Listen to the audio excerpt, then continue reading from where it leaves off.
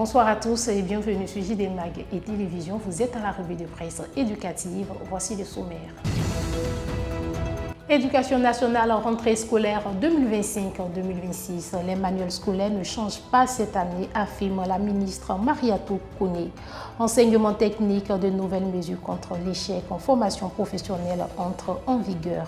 Au niveau de la santé, Dr Diene Keita, directrice exécutive de l'INFPA, était en visite à l'INFAS d'Abidjan. Et hors de nos frontières, au Burkina Faso, les lauréats de la bourse marocaine reçoivent les dernières instructions avant leur départ. Voilà, c'est tout pour le sommaire. Restez avec nous pour plus de détails.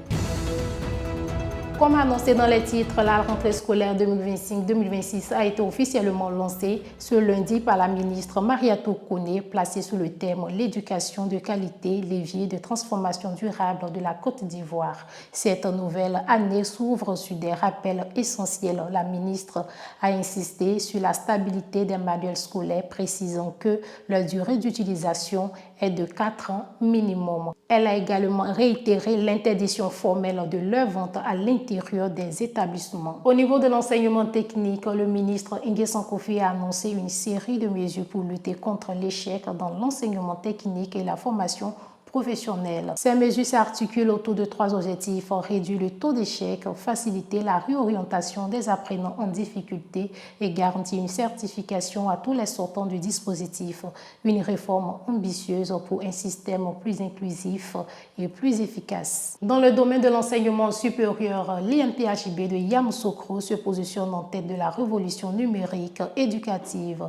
2 plateformes numériques innovantes ont été présentées à l'INPHB de Yamoussoukro en présence du directeur général de la recherche, M. Kone Tidjani. Cette mission nationale de sensibilisation qui s'étend du 8 au 13 septembre 2025 et couvre également les universités Jean-Lourounion Guédé de Daloua et Polytechnique de Mans.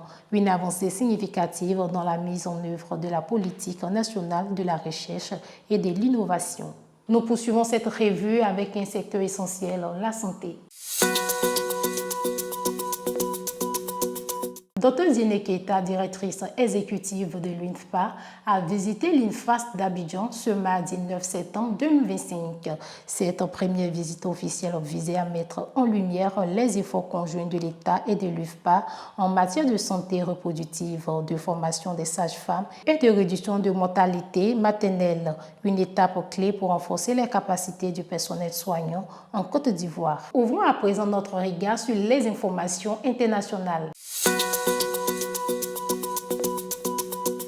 220 étudiants burkinabés bénéficiaires de la bourse marocaine 2025 ont reçu leurs dernières instructions avant leur départ. Le quota de ces bourses en constante augmentation traduit le dynamisme de la coopération entre le Burkina Faso et le Royaume du Maroc. Toujours à l'international, au Niger, la ministre de l'Éducation nationale, Dr Elisabeth Chérif, a lancé le concours d'entrée au lycée scientifique des jeunes filles de Niamey, une initiative qui encourage l'accès des filles aux filières scientifique d'excellence. De retour en Côte d'Ivoire, le lycée Sainte-Marie de Cocody a organisé un séminaire de formation le vendredi 5 septembre 2025 autour du thème « Comment retrouver le bonheur de travailler dans le milieu éducatif ». Le proviseur Madame Koulibaly Georgette, épouse Ouattara, a appelé la communauté éducative à l'union pour une meilleure réussite des élèves. Zoom sur l'excellence, 5 bacheliers ivoiriens des séries F7 et B s'envolent pour la France pour une formation de bachelor en génie biologique et en management des transports. Un bel exemple de mérite de coopération internationale dans le domaine de la formation professionnelle. Enseignement supérieur, l'École nationale supérieure d'architecture et de l'urbanisme a de son côté ouvert un séminaire de réflexion stratégique pour définir les grands axes de développement à venir. Une démarche participative qui vise à consolider son positionnement académique au niveau national et sous-régional. À présent, la page des examens et concours. Les résultats des concours administratifs 2025 tenus les 26 et 27 juillet 2025 sont disponibles en ligne après délibération du jury. Ils peuvent être consultés sur le site officiel www.fonctionpublique.gouv.ci. Pour plus de détails, rendez-vous sur www.jdmagazinetv.net. Et voilà qui met terme à votre revue de presse éducative. Merci de nous avoir suivis et merci également à l'ensemble de l'équipe technique. Rendez-vous la semaine prochaine pour un nouveau numéro de l'actualité éducative.